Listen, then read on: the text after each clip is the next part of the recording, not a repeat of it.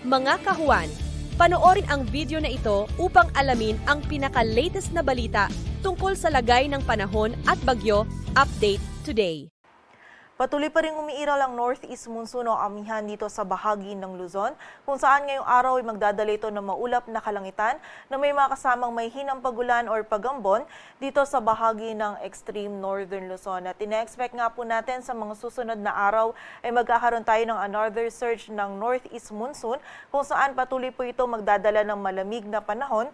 Ngunit ina-expect lang din po natin na itong northeast monsoon maging ang shear line ay magdadala din ng mataas na tsansa ng mga pag-ulan dito sa area ng Northern Luzon maging dito sa silangang bahagi ng ating bansa sa mga susunod na araw. Samantala, ang easterlies naman ay nakakaapekto pa rin sa nalalabing bahagi ng ating bansa, kung saan ngayong araw ay magdadala pa rin ito ng makulimlim na panahon at mataas na tsansa ng mga pag-ulan dito sa malaking bahagi ng Mindanao maging sa ilang bahagi pa ng Eastern Visayas. So patuloy pong pag-iingat para sa ating mga kababayan sa posibilidad ng mga pagbaha at pagguho ng lupa. At sa kasalukuyan ay wala tayong minomonitor or namamataan pa na bagyo or low pressure area na maaaring makaapekto dito sa ating bansa.